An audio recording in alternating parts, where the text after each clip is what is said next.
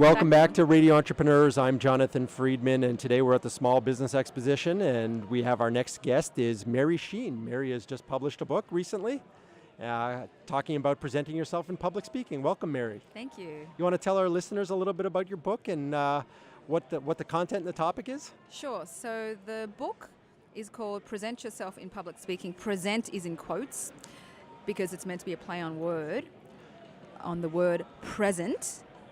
Present. Yep. And present meaning gift.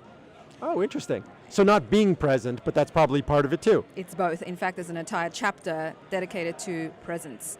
And what usually gets people's eyebrow raised is when I tell them the subtitle, which is tell your inner critic to shut up and the real you to speak up. Oh, interesting. So a little play on the fact that we're all our own worst enemies. Correct, we are. And we all have that inner critic. The inner critic shows up when you're outside your comfort zone. The most. So creating doubt and fear? Correct. So imagine being in front of a room of people, and this is outside your comfort zone. Whatever your comfort level is now, imagine the next level when you're outside your comfort zone. And you're on stage, you're just about to speak.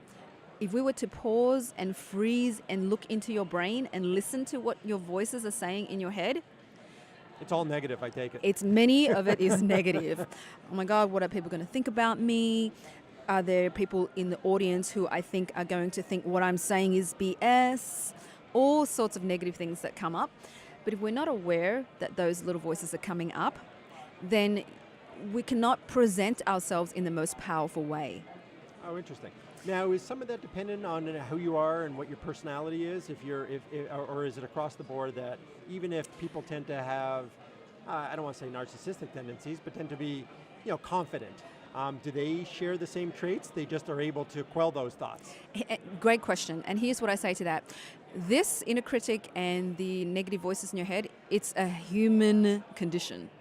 So as long as you're human. Evolutionary issue. Correct. And I talk about that in the book, why we have that. Just to give you a high-level synopsis, why we have this negative voice in our head and how we feel the fear of social rejection is because it's part of our human need that we want to belong.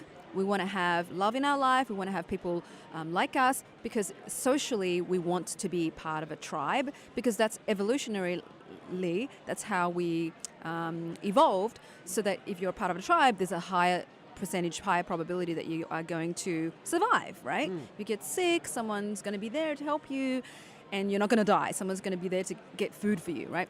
So subconsciously, we still have that. We still need that as human beings. We need family and friends and good friends in our lives that we can share secrets with, all of this. So subconsciously, we want to be accepted. When you're in front of a room, well, let me ask you, when you are in front of a room, does it feel like you're part of the tribe, or does it feel like you're up there by yourself? I think you tend to feel like you're on the outside, looking in, right? Right?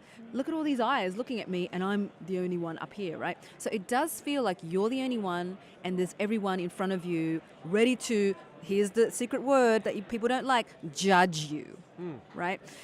Because as I mentioned to you earlier before the interview, people's number one fear is not actually public speaking, despite popular belief. It's public judgment.